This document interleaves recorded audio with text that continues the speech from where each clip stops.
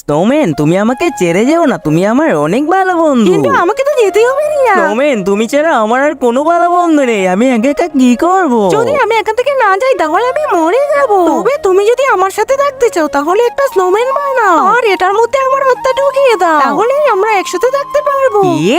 ঠিক আছে, আমি একটা স্নোম্যান বানাবো। বানিয়ে ফেলেছি স্নোম্যান। আরে স্নোম্যান, দেখো আমি তোমার জন্য কত কিউট একটা স্নোম্যান বানিয়েছি। এখন বলো আর কি করতে হবে? এখন আমি সবসময় তোমার সাথে থাকবো। কিন্তু স্নোম্যান, এখন তো তুমি আমার সাথে কোথাও যেতে পারবে না, তুমি তো এখানেই দাঁড়িয়ে থাকবে। হতে পারে আমি এখানে দাঁড়ানো, কিন্তু আমি তোমার সাথে সবসময় থাকবো। কিন্তু তুমি আমার কেয়ার রেখো, কেউ যেন আমাকে ভেঙে না ফেলে। আরে তুমি কোনো চিন্তা করো না, আমি আছি না। আমি তোমাকে কারো টাচ পর্যন্ত লাগতে দিব না। আচ্ছা শোনো, আমার খুব খিদে পেয়েছে, আমি খাবার খেয়ে আসতেছি, তুমি আমার জন্য অপেক্ষা করো। কিন্তু তার আগে যে মা তোমার মুখে খাবার তুলে দিয়েছে, আজকে প্রিয় মায়ের জন্য একটি লাইক এবং সাবস্ক্রাইব করে কমেন্টে এই ইমোজিটা দিয়ে যাও। আরে স্নোম্যান আবার কে বানালো? এটাকে তো আমি এখন ভেঙেই ফেলবো।